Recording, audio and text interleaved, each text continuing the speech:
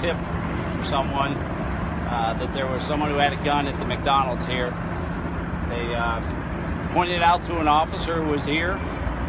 We confronted the person who had the gun. We now have them. We are interviewing them to see what they can tell us about this gun that they have. I have very limited information. It's very early in the investigation. You know, just like many of the tips that we've received, if you recall, we've had over 5,000 tips, and these are the things that we have to go through and sift through this.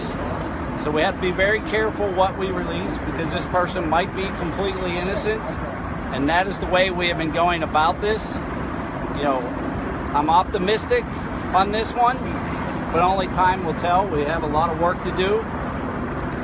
We will be in the neighborhood tonight. It's very important that people still use caution, stay together when you're outside, and be careful out there. And it is still very early, and when we have more information, I will release it. What makes you optimistic at this point, Chief? Well, it's just the way the way things are progressing. Things are starting to fall in place. We've had that before, and unfortunately it's led into nothing. So we'll see. I'm guarded because I've been down this road before. You know, it's day 51 that we've been doing this. It is 2 weeks since Ronald Felton was murdered. So, you know, it's been a long time for the families and for the cops, and so I'm guarded on the whole thing, but I'm very optimistic, and we'll see. It's going to be a long night. Chief, what's the person in terms of Seminole Heights connection? Are you optimistic in terms of a Seminole Heights killer connection, or are you clear? I'm sorry. Are you optimistic that there's a connection between this arrest and the Seminole Heights killer? As far as whether I'm optimistic, whether this has to do with Seminole Heights, yes, I believe this has to do with Seminole Heights. Chief, the man we saw in the back of the patrol unit, the detectives talking to him in the back, is that the person that you're speaking? I'm not sure about who you saw. So, but we have the person down at headquarters, and we're talking to them now. They are not under arrest. They are not in custody. How quickly will you be able to tell if this is in some way linked to the other murders that we've had in Seminole Heights, and how will you determine that? In other words, do you look at the gun and the type of bullets and that type of information? Well, there's a lot to go through, a lot to sift through, and it's gonna take many things to fall in line. It's going to require different search warrants and interviews and things like that. So it's going to be a very slow process, and you know, we treat everything like it's going to be the real deal.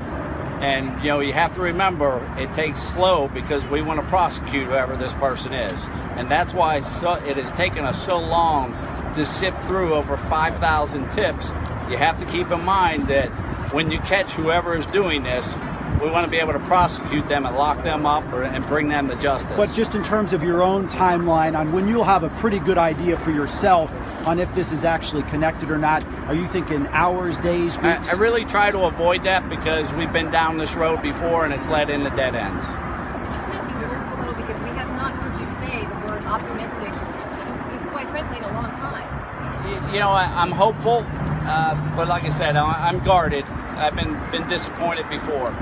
So, you recovered a gun? What's that? You recovered a gun? We have a gun. We don't know if it's our gun. Was it on custody of the person or in the vehicle? We got a tip that that the gun was there, and we recovered the firearm. We're still sifting through all those details. Was this person bringing in the gun in a black bag and telling people that he was going to go to the airport?